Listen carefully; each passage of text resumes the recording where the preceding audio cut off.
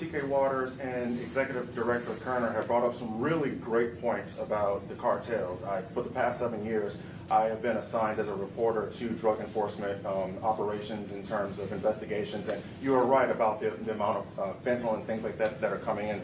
But something that we're starting to see more of, and I was wondering if you can address this, we're starting to see a lot of Floridians that are arming the cartels, that are through straw purchases all throughout Florida. We've seen quite a few through the Middle District here that I just recently did a story on, with thousands of firearms for going to CJNG and the Sinaloa cartel. So I'm just wondering, what can be done to put a curb on that while we're talking about the influx of drugs coming in? There hasn't been much conversation about the amount of firearms going back to Mexico. Well, are you suggesting that Biden wasn't prosecuting those? Were they prosecuting them under Biden's Merrick Garland DOJ? You're not allowed to do a straw purchase. That is obviously against the law, and especially if you're arming a cartel, who now, by the way, because of President Trump's designation, the cartels have been designated as foreign terrorist organizations. That is going to open the floodgates to be able to treat them more along the lines of an Al-Qaeda or a terrorist group, which is fitting. It's totally appropriate. The cartels have been responsible for killing more Americans than any Islamic terrorist group in history. Not even close.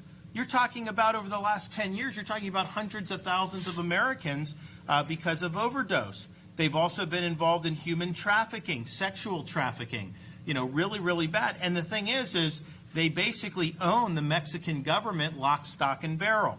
So you now have the president. He's obviously been tough on this Mexican president, and he may do some other things apart from cartel. But just the cartels being designated as foreign terrorist organizations, you're going to be able to do clandestine operations. You'll be able to do black ops in the cartel territory, and that will change things. That will change things in a really, really big way. So when you talk about what's happening in Florida, yeah, obviously, if somebody is illegally supplying them with aid and comfort, I'm confident Trump's Justice Department will hold them accountable if Biden's wasn't. But all the stuff that we see in our country is symptom of the underlying disease of the cartels inside of Mexico.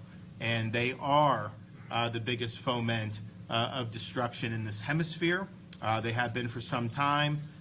We've been turning a blind eye as a country to it for too long, and those days are over now.